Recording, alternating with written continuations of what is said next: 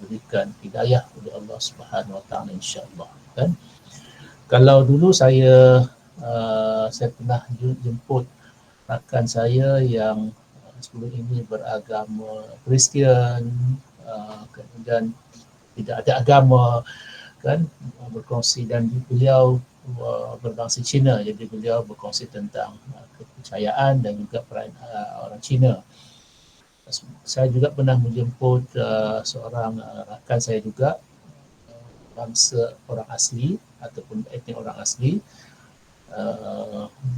menceritakan tentang pengalaman berada dalam agama orang asli dan bagaimana usaha beliau untuk berdakwah kepada masyarakat beliau orang asli. Jadi untuk kali ini saya membawakan orang yang pernah menganut agama Hindu pula, insya-Allah kan. Jadi insya-Allah kita doakan supaya Ustaz Fikri boleh bersama dengan kita, insya-Allah. Baik. Yang lain tak ada berubah ya. Perubahan pada sinilah 28 dan juga perancangan saya untuk membawa rakan saya dalam kelas nanti, insya-Allah. Okey, bahan kuliah pada hari ini telah saya kongsikan dalam kumpulan WhatsApp kita, boleh rujuk di situ, dan dalam masa yang sama kan kita akan membuat perbincangan dalam tutorial nanti, insya-Allah, melalui Dr. Aisyah tentang perkembangan agama dan jenis agama yang ada, insya-Allah. Okey, boleh bersedia, semua dah bersedia ke? Kita mencecah 63 orang. Sedia ya? Okey, sebelum saya nak pergi lebih jauh tentang agama dan kepercayaan ini kan, boleh tak kita senaraikan kan, dalam chatting kita kan, siapakah, ada tak kita mempunyai jiran-jiran yang berlainan agama ataupun jiran-jiran yang mungkin agama Hindu ataupun agama lain? Cuba kongsikan dengan kita. Satu kata ya, dua kata tidak kan. Satu maknanya soalan saya ialah adakah kita mempunyai jiran yang berlainan agama? Satu ya, dua tidak. Afif satu ya, satu dua. Izul tak ada, Aswad satu, Wadah tak ada, Daniel tak ada, Fatin, Fifa, Aina ya, Syahidah, Atirah satu, Afif tak ada, Adam dua, Atila dua, satu, Zazi dua, Haziq satu, dua, Balkis dua, Aina satu, Aiman satu, Siti dua, Fitri dua, Fadlan dua, Ida Kristina satu, Umar dua, Azwan satu, Akmal Hakimi satu. Okey, yang jawab satu ya ni kan Saifullah. Okey, Saifullah yang terakhir sebutkan, Saifullah. Okey, Saifullah boleh sebut, boleh kongsi tak jiran kamu apa agamanya dan bangsa apa? Ada Saifullah, sebab Saifullah nama last tadi. Kalau tak nak cakap apa tulis tak apa. Tapi kalau dapat cakap lagi bagus lah kan.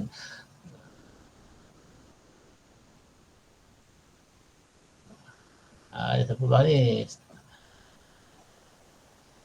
Oh, Saifullah dua pula. Akmal. Yang paling senarai yang kedua terakhir, Akmal. Akmal, jiran anda. Akmal, where are you? Bangsa apa?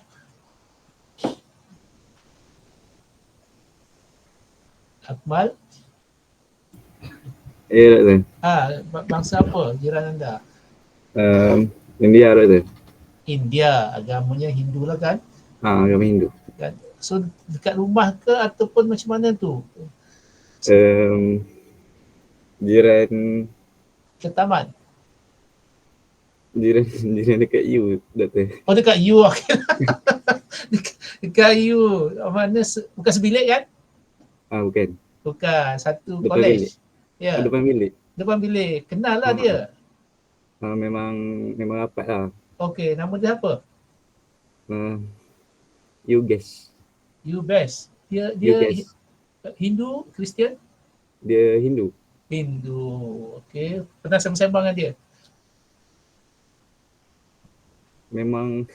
Memang kira rapat lah sebab dia bergaul dengan orang Melayu.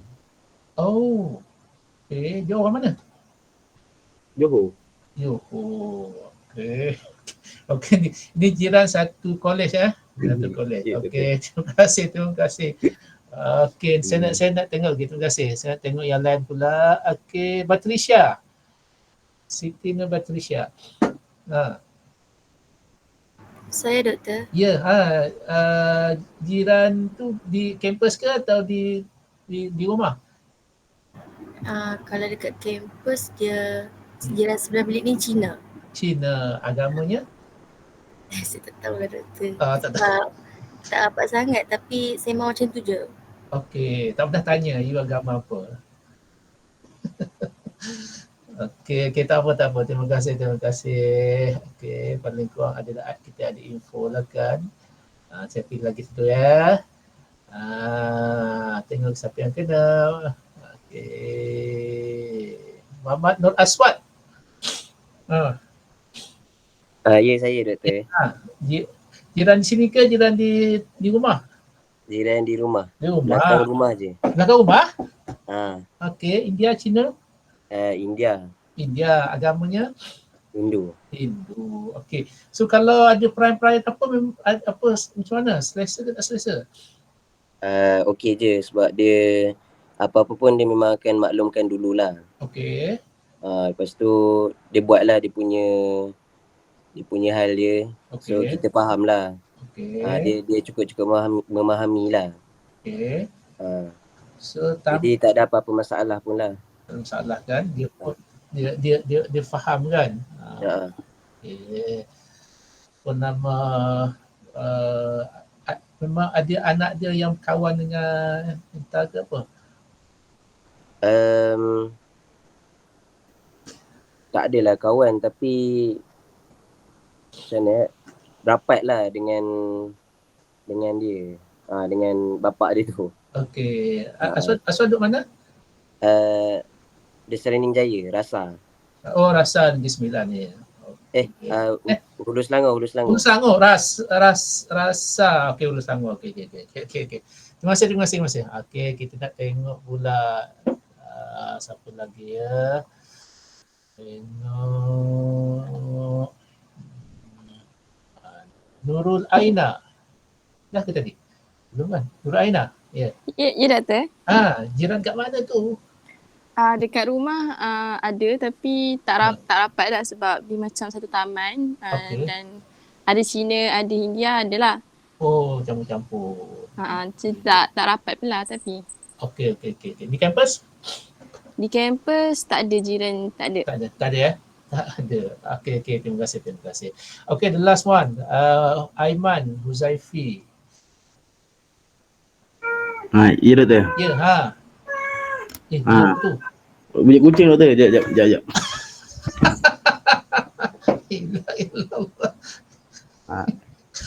Jiran itu di mana? Di kampus ke di rumah ke? Jiran di rumah ke? Rumah. Okey. Cina, India?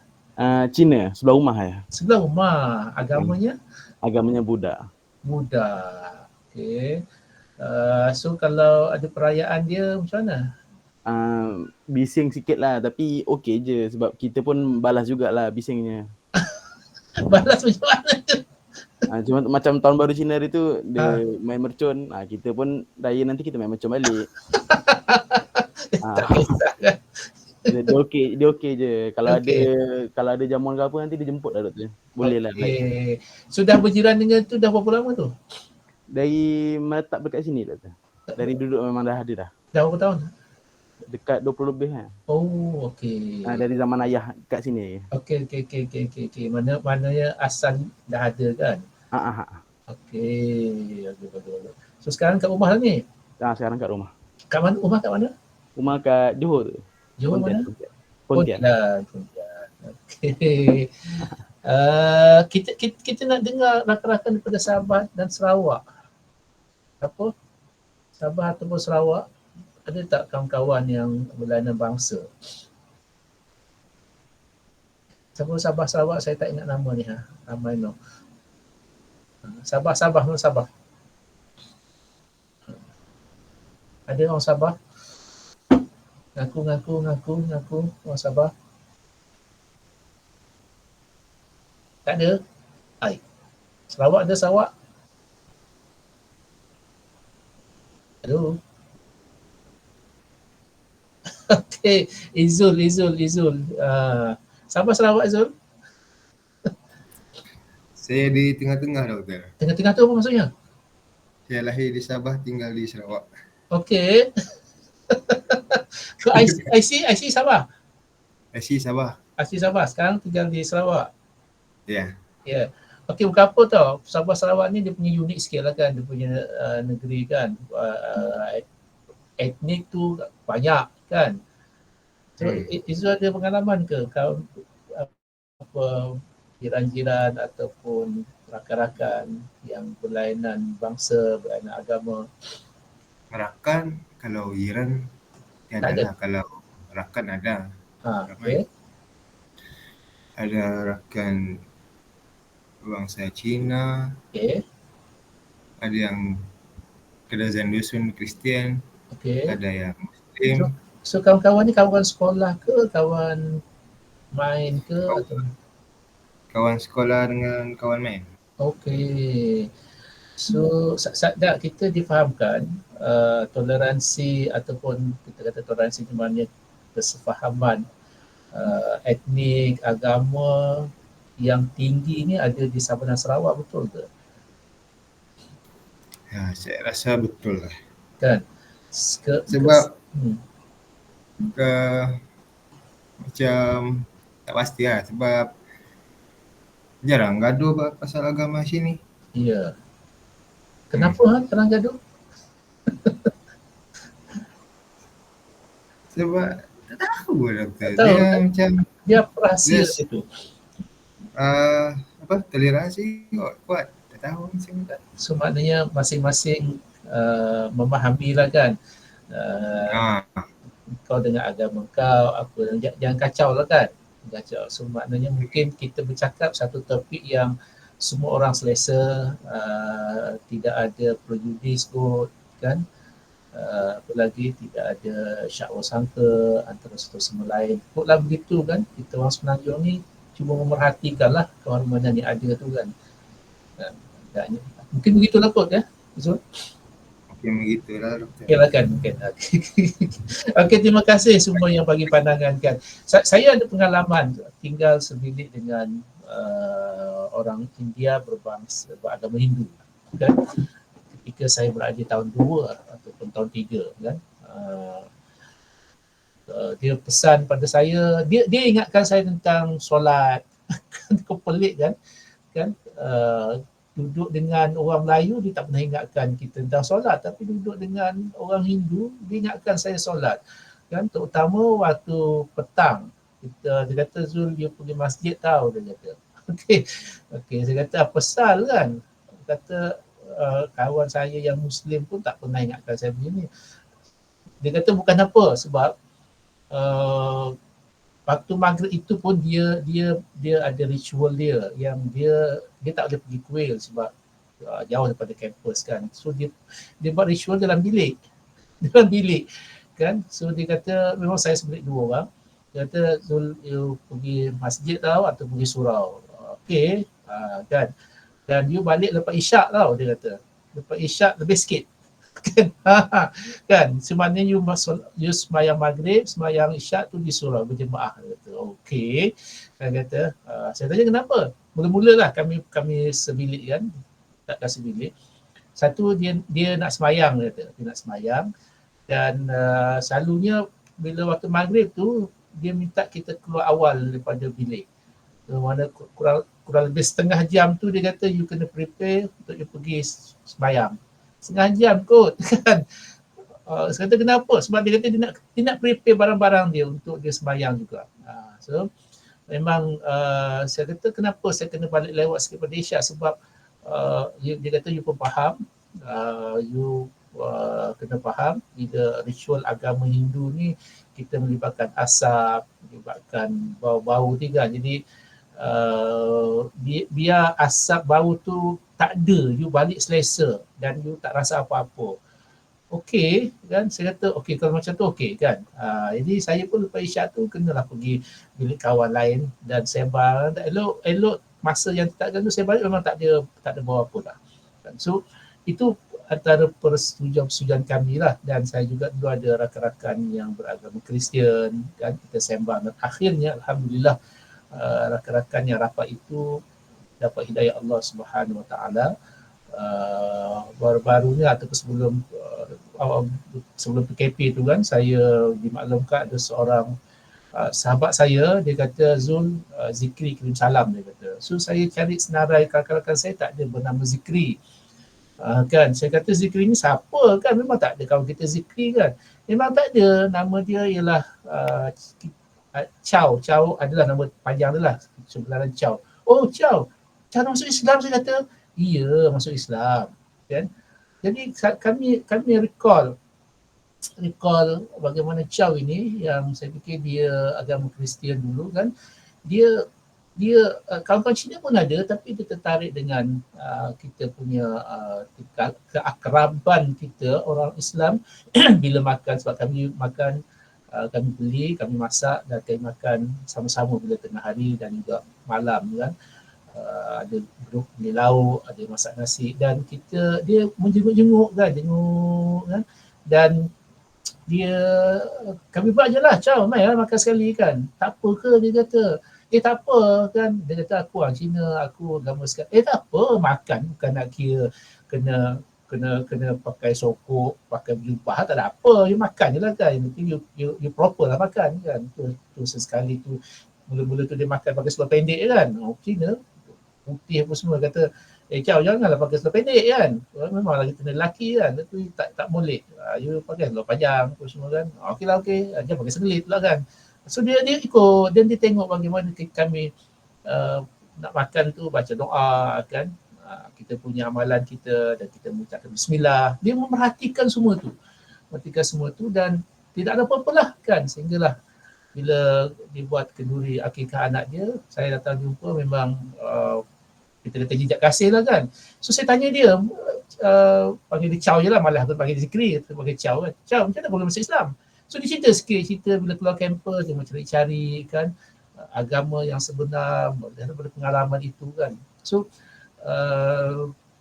satu pengalaman yang menarik, dia kata bila bergaul dengan orang Islam yang kita kata, yang dikata penuh dengan tata tertib kan, tidak seperti mana dia jumpa orang Islam lain, tapi dia berjumpa dengan orang Islam yang baik, dia kata. Okey, itu sekitar perkongsian kita kan. Okey, soalan kedua saya kan, kita orang Melayu kan, kita orang Islam, boleh tak senaraikan satu ataupun dua kepercayaan orang tua lama kita ini kan, yang mungkin masih diamalkan atau sudah pupus. Yang maksud saya ialah kepercayaan yang masih diamalkan oleh orang Melayu kita, yang diwarisi daripada nenek moyang dahulu, dan mungkin ada yang bercanggah ataupun tidak, kita listkan. Boleh listkan tak kepercayaan orang lama? Kan mungkin di Kelantan berbeza, mungkin di Selangor berbeza, di Johor berbeza, Sabah mungkin berbeza kan, masih Islam tapi masih mengamalkan lagi kepercayaan ataupun petua-petua orang-orang lama. Okey, kalau boleh kita senaraikan satu ataupun dua. Sila. Ya. Boleh. Cuba tulis.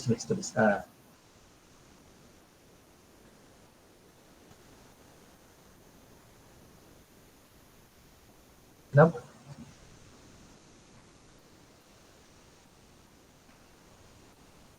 Ya. So sekarang ni masih lagi ke diamalkan?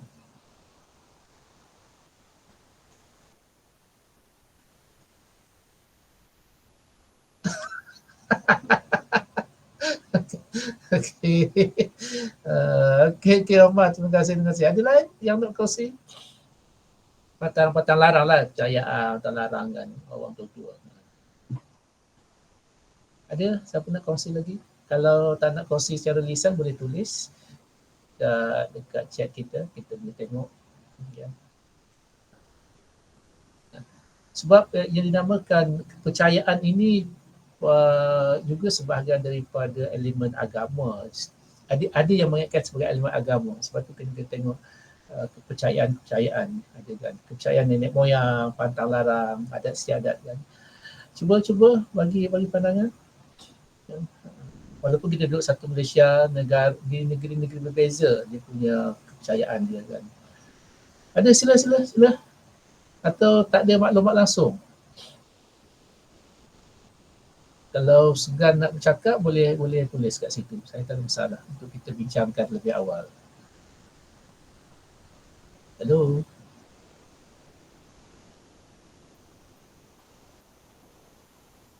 Ada ya? Terima kasih. Okay, saya tak perasan. Okey, ada. Okey. Terima kasih. Ada. Okey.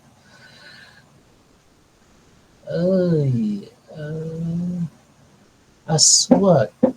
Okey, kejap. Bakar kemenyan plus baca something untuk Allah syaitan. Adam, terang sikit Adam. Narik Adam.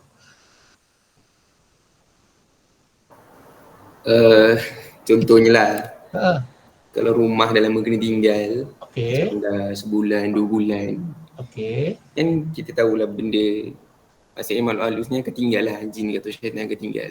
okey. Kalau ikutkan, macam kalau kita nak halau, okay, yang kita belajar, okay, buka semua tingkap, azan setiap penjuru, azan kat tengah-tengah, baca surah Al-Baqarah, ayat kursi ke kan? Ayat kursi, something like that lah. Tapi yang dia buat, bakar kemenyan, asapkan satu rumah, sambil ada baca lah, ada bunyi tu. Mentera-mentera lah kan? Ya. Okay. Terima kasih. Anis kata anak dara jangan nyanyi kat dapur nanti dapat laki tua. Laki tua kaya tak apa kan? Betul. Aduh.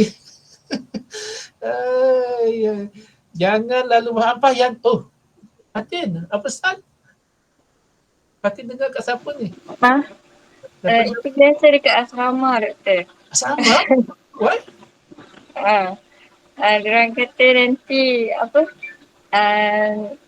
macam saya jin ikutlah macam tu, terutamanya waktu maghrib. Oh, dulu kat asrama macam tu ya? Tak tahulah sebenarnya. Dia nak suruh kita angkat baju je sebelum maghrib tu. Itu satu. Nanti banyak tapi betul kalau boleh ni kita sekarang ni saya pun kat rumah yalah kita sidai ada yang kita tak angkat baju kan. Saya selalu pesan pada anak-anak saya kan, jangan kalau nak sidai kat dalam rumah je, jangan kat luar kan. Kita tak tahu ada ini mungkin kepercayaan yang terbawa daripada dulu kan. Kita tak tahu ada makhluk apa yang menumpang kat baju tu kan. Kemudian kita pakai, kita bimbang walaupun tidak beri modal apa pun kan, tapi yalah mungkin belum tentu suka mengusik ke apa kan. Okey, terima kasih. Sebab ni Doktor, diorang kata jin suka gayut dekat umpire. Macam itulah. Masalah asrama kan. Yelah kan. Terima kasih. Okey, jangan duduk bawah bantal, nanti ada bisul, tu biasa. Saya pun dulu macam tu, jangan potong waktu malam, betul kan. Sebab dulu orang tua, dulu lah kan, waktu malam, dulu tak ada elektrik. Pakai lampu pelita kan. Saya sempatlah merasa lampu pelita tu kan, memang tak bagi. Kemudian pengepit kuku tak ada kan. dia pakai pisau je. Itu dia punya elah lah. Jangan makan ubat nanti Afif. Jangan makan ubat tempat nanti bini ramai. Apa masalahnya bini ramai? Afif. Ya Doktor. Baiklah kan ramai. Apa falsafah ni tak bagi makan buah-buahan ni Afif? Apa tahu tak? Oh, saya pernah Doktor time waktu dekat rumah nenek saya kan. Nenek kat mana? Naim. Ni saya Hafiz. Saya sekali dengan dia. Oh, sekali dengan Naim. Okey. Suara macam Hafiz tapi kok Naim juga. Okey. Waktu dekat ni, dekat Kampung Melayu Ampang je. Okey, lepas tu? Lepas tu waktu tu kita makan dengan sepupu-sepupu kat meja kan. Okay. Lepas tu adalah jenis ni waktu kecil-kecil dulu lah. Ada yang jenis suka makan sini, tiba-tiba ramai makan kat depan TV. Semua bangun kat depan TV. Lepas tu bising lah makcik-makcik tu. Jangan makan banyak tempat ni. Nanti ramai bini nanti dia kata. Ramai bini best lah. Mungkin juga lah. Tapi kat sini je lah berani, kat rumah tak berani pun. Okey, terima kasih. Ini pun sebagai pekerjaan orang Melayu kita lah kan. Tak tahu apa sapanya. Rama-rama masuk, betul. Tandanya ada orang nak datang. Yusmadi betul tak ni? Kat rumah awak ada betul ke? Dengar lah orang tua cakap. Kan? Tapi orang ramai tak pernah masuk rumah? Pernah je. Tapi tak ada orang datang pun kan? Tak ada pun. Yang datang orang ramai lah. Kan? Tapi kita kena telusuri ni apa falsafah dia kan. Okey. Jangan langkah joran nanti kompau. Aku masuk kompau tu. Omar. Nanti macam tak dapat ikan Doktor. Oh. Jadi saya langkah pun tak langkah sama Doktor. Tak dapat juga. bukan sebab langkah lah kan. Saya masa kecil-kecil kan. Langkah bila kita terlangkah tu, so kita kena langkah balik semula. Untuk hilang sial, dia kata. Okey. Okey, Fawaz, buang air kat hutan minta izin Tok Nek tumpang kencing. Ya, Fawaz. Fawaz, cerita sikit. Ya, Doktor. Cerita sikit apa cerita tu? Tak, Doktor, dulu time saya pergi pantai kan lalu hutan-hutan. Okey. Lepas tu orang dulu-dulu kata dengan orang kampung lah, selalunya orang kampung yang cakap kalau nak kencing tu minta izin Tok Nek tumpang kencing. Bila saya dah besar baru saya tahu benda tu syirik. Oh, syirik. Dia ada lagi satu dia punya apa frasa dia kan. Puh kiri, puh kanan dengan berkat baginda Ali. Saya pun ada juga orang ajar saya kan bila nak satu event kan. Hujan, kita tak nak hujan tau, tak nak hujan dekat event kita. Sebab kita nak selesa je kan. Jadi ada orang tu dia bagi saya macam pantun kan. Dia kata kulit kerang, kulit siput kan.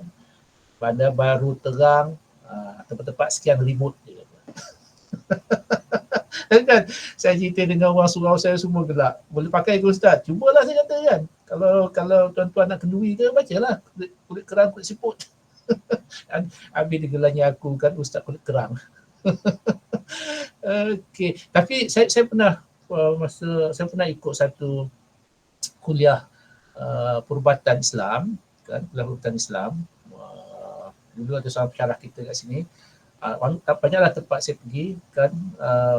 Makhluk bernama jin ini, dia antara tempat-tempat dia adalah dalam hutan, dan tempat-tempat yang selalu didiami oleh makhluk jin ini ialah di bukit, di celah-celah tanah yang merekah dan juga di air yang bergenang kan. Itu tempat yang dia selesa duduk kan. Sebab itu pengambilan perubatan ini kita pun nak percaya pun sebab kita tak pernah menyaksikan, tapi sebagai langkah berjaga-jaga itu supaya kita tidak kencing di tempat-tempat yang ada begitu kan. Tapi tidak bermakna kita perlu baca itulah Tok Nek tumpang lalu tu kan, tumpang kencing tu kan, tidaklah berhenti begitu kan. Tapi kita pun berbahas juga dengan pengambilan perubatan tersebut kan, apakah boleh dipercayai kan. Itu makhluk yang tempat-tempat yang biasa ada kan. Nanti kita akan tengok ada satu agama yang mempercayai kewujudan makhluk-makhluk ini di alam yang memberikan mudarat. Contoh orang asli kan. Contoh orang asli. Satu suku kau orang asli, tak ingat suku kau mana, kalau katakan mereka nak pergi berburu atau mencari rezeki di hutan kan, mereka melihat alam kan, kalau katakan ada ribut apa semua tu, so itu petanda-petanda bahawasanya pekerjaan mereka tidak diredai hari itu untuk keluar bekerja kan, dan malah ribut peti itu melambangkan kemurkaan dan kemarahan kan makhluk-makhluk tersebut. Okey. Ada juga kita baca ni kan. Itulah Nazia, apa salahnya bini ramai. Azwan nak tengok lagi. Okey. Dua Akilah, jangan langkah kaki orang, nanti orang yang kita langkah tu pendek umur. Oh, Akilah, terang sikit. Saya dengar je lah ni macam tu. Lepas tu sejak daripada tu saya percaya sampai sekarang. Nampak awak percaya? Tak tahu. Tak tahu sesuai sampai muka. Tak nak langkah kaki orang dia Macam tu panas sebenarnya kalau ikutkan. Tapi pendek umur beriman taat dengan perintah Allah tak ada masalah kan. Okey, ni ada satu lagi ni, Faris Naufal, jangan tangkap gambar bertiga. Apa ya Faris? Doktor. Kenapa jangan tangkap gambar bertiga? Apa yang awak dengar? Especially kat negeri saya, Negeri Sembilan selalu cakap macam ni. Kenapa? Salah seorang mati ya? Gambar bertiga. Ya betul betul. Bukan tempat awak je kan. Arwah saya pun macam tu. Dia bukan bertiga tu, dia ganjil. Dia ganjil, sebab ganjil. Saya tanya argue dengan arwah pak saya lah kan. Sebab kematian itu takdir Allah Subhanahu Wa Taala. Tapi memang kalau kami gambar raya semua, dia akan pastikan ni tak boleh. Tak boleh. Saya ialah kita dengan mak bapak ni, kita ada batas-batas tertentu untuk kita bincangkan. Itu saya abai je lah kan. Dia kata tak boleh lah, seorang kena keluar kan. Dia punya tu nanti ada seorang yang akan mati kan. Memanglah akan mati kan. Saifullah, jangan tunjuk pelangi nanti jadi kudung. Ni pun saya macam tu juga dulu masa kecil-kecil kan. Tapi dah tertunjuk itu, macam mana kita nak supaya tidak kudung, maksud kita akan masukkan jari dalam mulut. Masukkan jari dalam mulut untuk menghilangkan kudung itu. Okey. Bila nak keluar musafir, kalau dengan bunyi buruk gagak kena batang jalan, nanti ada sial. Ni pun saya dengar juga. Kalau tengok dekat bawah kangkang, kaki boleh nampak hantu. Ya ke Faris? Kan, terutama kaki yelah tu, tak tahulah. Jangan makan tengkuk ayam, nanti kepala tereng. Ini pun sama juga ni, terutama waktu bakar-bakar pengantin kan.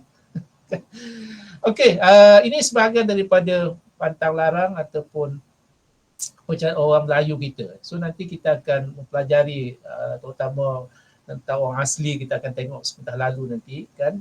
Mereka juga ada pantang larang sebab, dan juga ada pantang larang daripada bangsa-bangsa lain, agama lain. Kita mengambil maklum saja pantang larang tersebut kan, supaya kita lebih berhati-hati, tidak melampaui batas daripada pantang larang tersebut. Sebagai contoh, bila saya memberikan taklimat dan kursus kepada, mengisi salah satu slot dalam kursus kepada penggerak masyarakat orang asli, lantikan JAKIM, bila mereka ditempatkan ke pulau asli, so saya mengisi satu slot kenali budaya dan dakwah orang asli. Ada satu ustaz muda di Negeri Pahang, dia berkata bila dia masuk kampung asli tu, dia nak masuk ke rumah tu dia tidak dialu-alukan dan tidak dipersilakan masuk. Kan dia kata, kenapa ustaz, dia kata kan? Kenapa? Pertama saya tanya apa yang ada di pintu rumah orang asli tersebut. Kan? Dia kata ada daun-daun yang disusun, kan? Yang disusun. Saya kata itu pantang larang orang asli di kampung tersebut. Kemungkinan ada kematian ataupun ada musibah yang menimpa penduduk ataupun ahli keluarga rumah tersebut. Maka dalam kalangan orang asli ada dipanggil Tok Pawang ataupun Tok Halak nama dia. Dialah yang akan menutup ataupun membuat pagar pantang supaya tidak dilanggar. Jadi kalau nak masuk kena minta dengan Tok Halak lah ataupun Pawang untuk buka. Kan? Jadi sama juga pada tahun lepas ataupun tahun lepas apabila kita bawa pelajar kita ke Gua Musang di Kuala Betis kan, kita sepatutnya berada di situ 5-6 hari, tapi disebabkan kampung tu baru ada kematian salah seorang penduduk, maka mereka berpantang tak membenarkan orang lain masuk. So kan dalam tempoh tertentu, jadi bila sudah habis pantangan tersebut, Tok Halak buka pantang dan baru masuk. Jadi peluang kita sangat singkat. So ini sebahagian daripada kehidupan masyarakat kita kaitan tentang kepercayaan dan juga yang ada kaitan dengan agama dan kadang-kadang boleh menyentuh akidah dan sebagainya. Dan kita kembali kepada slide kita, masa pun tak banyak kan. Okey, saya tunjukkan ini sebahagian daripada simbol-simbol agama yang ada. Malah saya baca sebuah buku ni kan, Sejarah Agama Manusia oleh Muhammad Zazuli kan, terbitan Indonesia, dan memang banyak agama yang disenaraikan kat sini kan. Agama Kristian aja yang kita tahu, Protestan dan Katolik dan juga Ortodok kan, kita tak panggil mazhab, walaupun dipopularkan kata mazhab dalam agama Kristian, dipanggil denominasi atau denomination. Itu istilah yang mereka perkenalkan kan. Jadi terutama Protestan kan, dia pecahannya terlampau banyak kan. Kenapa Protestan banyak? So kita akan lihat kan. So ini antara agama-agama yang simbol-simbol agama lah kan, simbol agama. Walaupun Islam itu sebenarnya tidak ada simbol kan, Islam tidak ada simbol kan, cuma diletakkan bulan sabit itu. Ini sejarah dia ada kan, terutama di Turki dululah kan. Even Kristian simbol ini simbol apa ni, cross, salib kan. Ini pun sebenarnya dalam sejarah agama Kristian tak ada pun simbol salib ni pada asalnya kan. Kristian ini simbol asalnya adalah antaranya adalah gambar ikan. Gambar ikan. Kenapa ikan nanti kita tengoklah kan, itu asal-asal dia. Sama juga agama Taoism ini Shinto di Jepun, di Judaism, Yahudi, ini Jainism. Ini bukannya simbol Madani ya, kau jangan salah pula. Macam Madani je ustaz tu kan. Ini saya tak tahulah ini simbol agama dia kan. Ini dan macam-macam lah, ini Sikh dan segalanya ni, ini Taoism, ini Hinduism. Ini pun nanti kita akan tengoklah apa makna di sebalik simbol ini. Ini Buddhism juga ada, ini Baha'i dan macam-macam ada. Ini Christianity kan banyak dia punya simbol-simbol tertentu. So ini melambangkan, sebab itu ada satu ketika pada tahun awal-awal ataupun hujung tahun 90-an, apabila kerajaan bersetuju untuk mengeksport kereta Proton kan, Proton ke negara-negara barat ataupun ke luar negara kan, dan lambang Proton ialah bulan dan juga bintang. Bintang itu bukan bintang yang ini kan, dia bintang bendera Malaysia tu ada bintang kan, itu bintang itu kan. Apa yang terjadi ialah negara tersebut membuat protes kepada kerajaan Malaysia dengan mengatakan apakah Malaysia mahu menyebarkan Islam melalui penjualan kereta. Sampai itu sekali ya, sebab mereka melihat ada simbol bulan dan juga bintang. Bintang itu adalah bucunya adalah melambangkan negara-negara di Malaysia kan. Tapi sehingga bila ada sebab itu bila bila ada protes itu, maka di kerajaan Malaysia terpaksa menukar simbol proton itu. Kan. Jadi sampai begitu sekali. Okay. Ini pandangan beberapa kita kata pengkaji-pengkaji barat bila mereka mengatakan religion is the opium of the people. Opium ialah candu. Dan ini pemikir-pemikir kita kata pemikir bukan Islam lah kan. My religion is songs, sex, sand and campaigns. Kan ini itu kata-kata mereka menyifatkan agama itu bagaimana sifatnya. Istilah agama itu biasa kita dengar dalam bahasa Inggeris sebagai religion dan dalam bahasa sebagai ad-din. Kita akan lihat apa maksud dia. Agama, kan kita sebut agama. Kalau Johor dia panggil igama, kan? Betul tak orang Johor? Bukan ugama, saya agama pun ya, kadang saya dengar panggil igama kan. Tapi bukan agama lah. Tak pernah dengar pula agama. Tak pernah dengar. Saya dengar kat radio masa saya duduk Johor kan. Siapa ni? Datuk Noh Gadut dia pernah sebut igama. Mungkin bahasa lama kot. Kan? Okey. Alhamdulillah, tapi kalau sebelah sini agama yang tu agama kan. Kalau agama ini menurut Faisal Ismail dalam satu tulisan dia kata agama itu bahasa Sanskrit. Bahasa Sanskrit. A itu satu kataan, gama. A itu maksud tidak, gama maksudnya adalah bercelaru ataupun kacau. Jadi kalau agama adalah sesuatu yang tidak berselerak atau sesuatu yang tidak ada kekacauan. Jadi apa maksud tidak ada kekacauan? Iaitu maksudnya teratur dan kebas.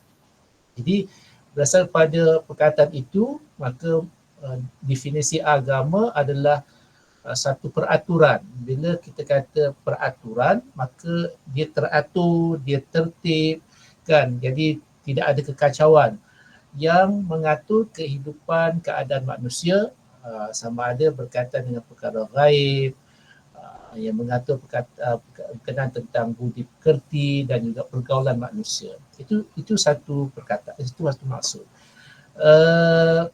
Kamus Dewan pula mentakrifkan agama sebagai kepercayaan kepada Tuhan dan sifat-sifat serta kekuasaan Tuhan dan penerimaan ajaran dan perintah Tuhan, kepercayaan pada Yang Maha Kuasa. Kan? Jadi digunakan perkataan Tuhan dalam huruf besar T.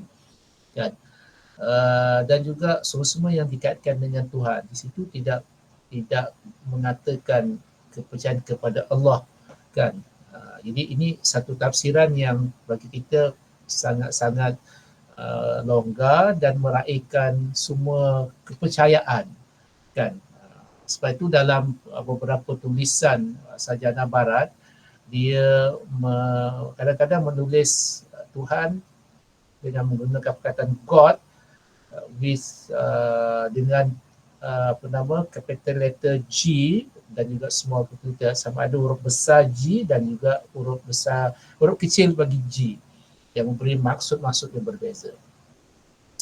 Dan, ini Zakia Darajat juga saya ambil daripada sarjana di Indonesia yang dikatakan agama itu satu sistem simbol. Kan? Sistem simbol. Apa simbol agama itu apa? Kan? Kalau Islam, simbol agama, kita kata sistem simbol itulah syiar lah dalam bahasa kita kan. Syiar Islam itu ialah masjid, surau lagi syiar. azan itu syiar kan. Sebab itu syiar ini dalam agama Islam, syiar perlu dizahirkan seterang-terangnya bagi menyatakan we are Muslim, kita orang Islam kan, yang memang sebahagian daripada amalan dan kepercayaan kita kan, dan juga kita punya tingkah laku kita berkaitan dengan syiar ini kan. Masjid misal katakan, so kita kena pertahankanlah ini syiar. Azan sendiri adalah syiar kan, ada syiar itu azan kan. Sebab itu kalau ada cobaan-cobaan ataupun pandangan-pandangan, permintaan-permintaan yang menyuruh kita memperlahankan suara azan, itu sebenarnya sudah menyentuh syiar, lambang dan juga kita punya apa, jati diri Islam kan. Salat berjemaah syiar, malah Dr. Al-Qaradawi meletakkan amar ma'ruf nahi munkar itulah syiar kan, min sya'air Islam dia kata kan. Syiar jati diri, simbol kan keagungan orang Islam yang mesti dilaksanakan, dipertahankan oleh orang Islam. Itu simbolnya. Kalau Hindu katakan syiar dia atau simbol dia adalah kuil-kuil lah kan, dan juga tombak dan sebagainya kan. Buddha juga ada syiar dia, simbol agama dia kan. Sebab dari segi zahirnya kan, sebab itu Kristian, dia agama Kristian dalam bila kita bincang agama Kristian nanti kita akan bincang doktrin dan juga kita bincang sikit tentang cara mereka menyebarkan agama mereka. Sebab Kristian termasuk agama missionary kan. Dalam perkembangan akhir tahun 90-an, 2000 dan masuk sekarang ini kan, mereka membincangkan bagaimana perlu menyebarkan agama Kristian tanpa simbol kan. Apa maksudnya tanpa simbol? Kita faham orang Kristian simbolnya adalah dari segi pakaian dia pakai cross ataupun salib kan. Ada orang pakai kalung kan ataupun subang, tanda salib. Dan kalau masuk ke gereja dia ada tanda salib kan. Tetapi bila mereka nak menyebarkan agama mereka, mereka mengambil satu pendekatan tanpa salib, tanpa gereja, dipanggil churchless Christian, churchless kan. Kita akan tengok nanti antara dia punya gerakan dia ialah melalui kontekstualisasi kan, untuk supaya menarik ramai orang menganut agama Kristian. Mereka melihat pada konteks sesuatu budaya kan, satu budaya kan, melihat populasi kaum di satu tempat itu. Kalaulah dalam populasi kaum itu tidak ramai, yang ramai tidak orang Islam ramai, tapi mustahil mereka untuk mendirikan gereja dan menzahirkan simbol-simbol mereka.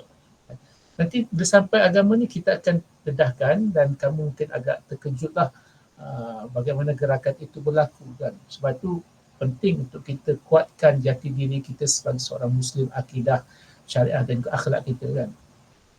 Jadi dia kata tidak perlu dirikan gereja kan, yang penting beriman dengan Nabi Isa sebagai Son of God, anak Tuhan kan. Itu dipanggil churchless Christianity kan. Orang Kristian tanpa church gereja kan. Tidak perlu ada simbol salib, tak perlu ada kitab Bible di rumah kan. Kalau mati sekalipun kan, tak perlu ditanam di perkuburan orang Kristian kan, boleh tanam di perkuburan orang Islam kan. Tak perlu berebut kan, untuk berebut jenazah, tidak perlu bertukar nama dan segala macam itu tidak perlu kan. Sebab kalau menzahirkan simbol itu dalam komuniti yang majoritinya orang-orang bukan Islam, itu tidak ada masalah kan? Tapi nak menzahirkan itu dalam kalangan komuniti orang Islam, itu that is a big problem for them. Kemudian agama merupakan keyakinan. So apa yang mereka yakini, kan? So mereka yakin dengan apa?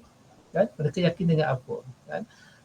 Sebab itu saya cross kejap, ada satu kan yang ini sehingga mereka yakin dengan kekuasaan yang ada pada alam, atau dipanggil naturalisme, kan? Maka mereka memuja alam ini, kan? Mereka memuja katakan matahari, bulan, apa lagi, bintang-bintang, kan? Malah mereka memuja elemen yang ada dalam alam, di bumi, pokok, sungai, apa lagi, batu batan dan sebagainya. Dan mereka menyembah kepada nenek moyang ataupun leluhur, kan? Leluhur. Sebab itu kita tengok masyarakat Cina, kan, ada satu ketikanya mereka akan berhimpun di jirat-jirat Cina mereka, kan? Mereka mengingati nenek moyang mereka, kan? Maka mereka membawakan berbagai juadah dan sebagainya. Dan di situlah mereka percaya bahawasanya roh-roh yang ada ini, kan, mereka percaya ada roh jahat, dan mereka percaya sama seperti kita, bila seorang itu meninggal dunia maka roh akan keluar daripada jasad, kan? Kita ada kepercayaan kita, kan? Dan mereka juga ada kepercayaan mereka, tetapi kita tidaklah sampai memuja roh nenek moyang atau leluhur itu, tapi mereka memujanya, kan? Dan mereka memikirkan alam roh itu hampir sama dan sama seperti alam dunia. Sebab itulah apabila masyarakat Cina, kan, bila ada kematian, kan, mereka akan membuat replika-replika tertentu, kan, seperti replika kereta, apa lagi, rumah, jam, apa barang-barang ataupun keperluan-keperluan yang yang ketika hidupnya itu antara yang diperlukan dan juga yang disayangi, kan? Kalau katakan perlukan duit, maka mereka akan, sebab itu di kedai-kedai sembahan orang Cina ni, kan, dia akan menjual barang-barang tersebut, kan? Jadi akan dibakar supaya keperluan itu akan sampai ke alam roh, dan nenek moyang itu juga mendapat manfaat daripada apa yang dikirimkan, kan? Setengah masyarakat orang asli, kan, mereka bukan sekadar menanam, mereka tidak menanam replika, tapi mereka menanam barangan betul. Kalau katakan si mati itu dulu minat handphone, kan? Jadi yang ditanam itu handphone, akan ditanam sekali dengan si mati. Tapi mungkinlah handphone yang macam mana kita pun tak pastilah. Yang ini kita dapat maklumat bila kita berinteraksi dengan para pendakwah yang dulunya mereka menganut dengan kepercayaan tersebut, masuk Islam. Jadi mereka tanya macam mana nak betulkan persepsi masyarakat mereka itu, kan? Ada setengah, kalau amalan setengah masyarakat Hindu, kan, mungkin sekarang tidak berlaku, tapi zaman dulu, dan saya tak pasti di Malaysia tapi di India, kalau suami meninggal dunia, maka isteri juga akan turut serta dibakar sekali, kan, untuk menemani sang suami di alam roh, sampai itu sekali, kan? Jadi nanti kita tengoklah, saya sentuh sedikit ini supaya nanti kita ada keterujaan untuk melihat kepercayaan mereka itu. Pemujaan terhadap fetis atau dipanggil fetisme, keramat-keramat. Ini cara keramat. Ini orang Melayu juga terkesan ini, ataupun terlibat ni dalam percaya, yakin kepada keramat-keramat ni, kan? Kalau kita baca tadilah, kan, kepercayaan orang Melayu ni, ini sebahagian daripada keramat-keramat yang ada lah, kan? Mereka percaya pokok punya kuasa, apa lagi, air punya kuasa, semua tu ada kuasa yang punya keramat tertentu, kan. Dan pemujaan kepada dewa ataupun dewi, ini kita akan lihat nanti. Mereka yakin dengan dewa dan dewi itu, kan. Kita akan lihat nanti masyarakat Cina yang percaya kepada dewa langit, dewa itu dewa dapur, kan, dewi Kuan Yin. Kalau Cina Kuan Yin, ada dewi dia, kan, untuk mengingati pengorbanan Kuan Yin ini yang setia dengan suaminya dan dia sanggup mati bersama suaminya, kan. So ini adalah keyakinan yang ada dalam masyarakat berbilang yang ada, kan. Lagi tengok agama juga dikaitkan dengan nilai dan tingkah laku yang tersusun, kan. Kalau dalam konteks Islam itu apa nilai-nilai agama kita, dipanggil axiology, dipanggil dalam istilah akademik lah, kan. Kita ada nilai pahala, dosa, kan, baik, tidak baik, kan. Tingkah laku yang tersusun adalah tingkah laku yang ada garis panduan diberikan oleh agama, kan. Nanti kita akan lihat bagaimana penganut agama Buddha, kan, mereka ini cenderung kepada agama yang mementingkan tingkah laku tertentu, kan. Malah dalam agama Kristian sendiri pun kitab Bible itu terbagi pada dua, satu Old Testament, yang kedua adalah New Testament, kan. Mereka percaya Old Testament itu adalah sebahagian ataupun rentetan daripada isi kandungan Taurah dan mengandungi 10 komitmen, 10 arahan Tuhan kepada Nabi Musa, dan arahan itu dimasukkan dalam Old Testament, kan. Old Testament, contoh, tidak boleh menyembah selain daripada Tuhan, tidak boleh makan babi, tidak boleh minum arak, tidak boleh menipu, tidak boleh, ada 10, kan. Tetapi apabila kemudian bila dibincangkan kenapa 10 komitmen ini tidak dilaksanakan, kan, sedangkan dalam satu kitab, kan, jadi seolahnya mengatakan itu hanya terpakai pada zaman dahulu saja. So itu perbincangan mereka. Yang kita tengok pula takrifan yang lain, kan. Kita sudah hampir 1:16. Kita tengok religion pula, istilah religion itu sendiri, kan. Di segi peristilahannya, religion bermaksud berasal pada kata Latin, bermaksud religio atau relege, yang bermaksud mengikat atau mengembalikan ikatan atau memperhatikan dengan saksama. Itu maksud religion, kan.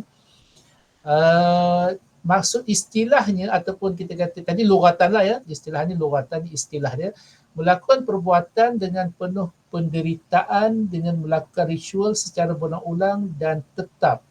Ini perspektif para sarjana barat mengatakan yang dikatakan religion itu adalah melakukan satu perbuatan dengan penuh penderitaan dengan melakukan ritual secara berulang-ulang dan tetap, kan. Islam dia berbeza, kita melakukan dengan penuh kebahagiaan, kan. Sebab itu di barat religion ini satu yang dimusuhi, kan. Sebab bila mereka melihat perkembangan agama di barat itu memisahkan, kan, segala-galanya daripada apabila institusi agama cuba memonopoli perkembangan kehidupan manusia. Jadi mereka melihat itu satu kesengsaraan, tidak boleh berfikir secara aman, kreatif, apa lagi, sejahtera. Jadi mereka mengatakan itu satu penderitaan, kan. Sama juga bagaimana agama Kristian, kan, asalnya satu berpecah kepada lain, Katolik, kan. Daripada pecahan Katolik itulah lahirnya Protestan. Perkataan Protestan itulah protes. Apabila beberapa orang pendeta Kristian melihat agama ataupun kita kata padri begitu berluasa menafsirkan istilah agama sehingga boleh menjual surat satu dokumen ataupun surat pengampunan dosa kepada orang, kan. Jadi sebab itu mereka keluar daripada kepompong agama Kristian Katolik sehingga mereka membentuk agama Kristian Protestan. Jadi bila Protestan kata dalam gereja, agama Kristian Protestan, gereja tidak boleh menafsirkan sewenang-wenangnya kan ajaran agama. Kan maksud saya ialah kalau Katolik, gereja adalah ikutan atau otoriti utama, tapi Protestan, gereja tidak menjadi otoriti utama. Kan maknanya gereja boleh menafsirkan sewenang-wenang tentang agama ini. Kan berbanding dengan kata ini dia sangat sempit. Sempit. Itu maksud religion, dan banyak lagi lah, kita ambil satu je. Okay, religion, they believe in spiritual beings oleh Edward B. Taylor. So menyempitkan, dikata agama itu cuma berkaitan dengan kerohanian saja. Kan? Jadi yang di luar bidang kerohanian itu bukan agama. Religion, like culture, is a symbolic transformation of experiences, iaitu satu simbol transformasi pengalaman. Jadi agama dikaitkan dengan budaya dan juga dengan pengalaman seseorang tentang sesuatu.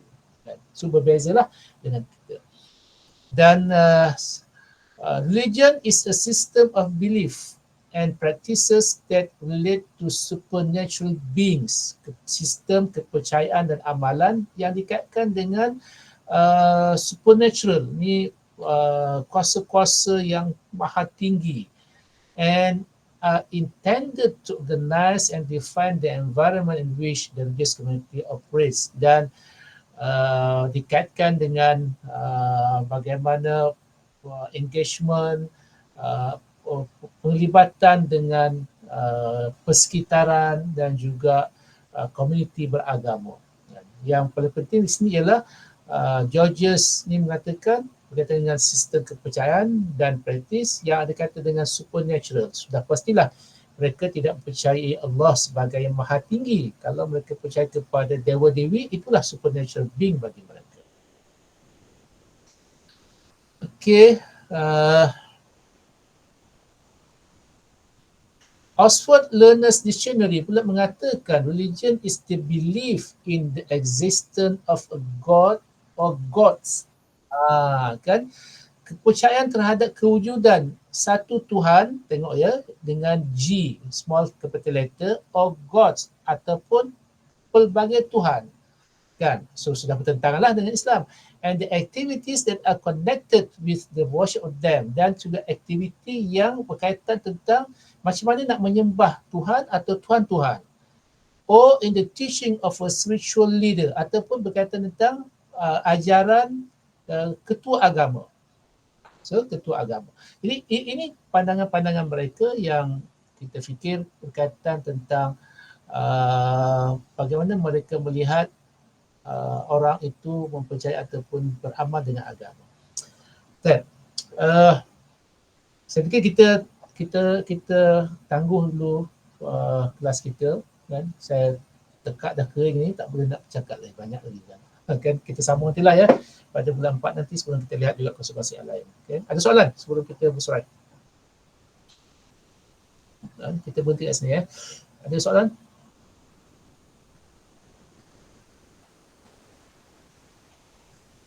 Ada? Tak ada, Doktor. So hari ini kita cuba lihat takrifan agama itu sendiri dan juga fenomena yang berlaku dalam masyarakat kita lah. Kan? Kita ini sebagai permulaan saja, sebab nanti kalau kita mengenali orang Hindu dengan agama, orang India dengan agama Hindu dia kan, Cina mungkin dengan Buddha dia, Kristian segala macam ni kan, bila kita melihat agama itu dan kita sebagai seorang da'i kan, kita punya satu kekuatan untuk berbincang, mungkin untuk menunjukkan, menzahirkan ketinggian Islam kita itu berbanding dengan agama yang mereka anuti kan.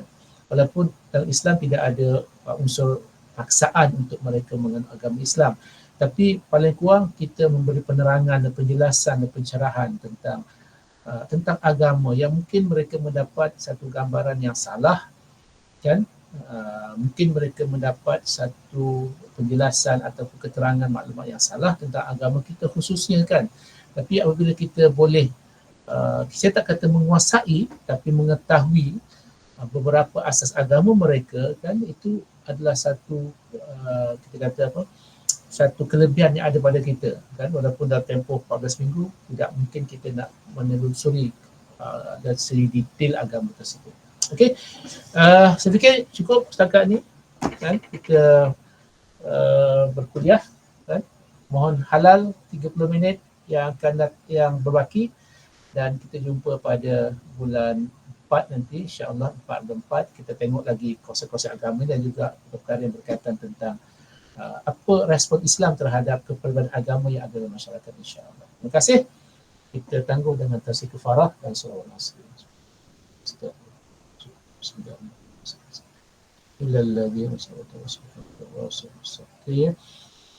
Nanti saya sharekan attendant hari itulah ya. Kejap. Attendant. Siapa yang dah jumpa boleh share attendant. Okey, attendant. Ya.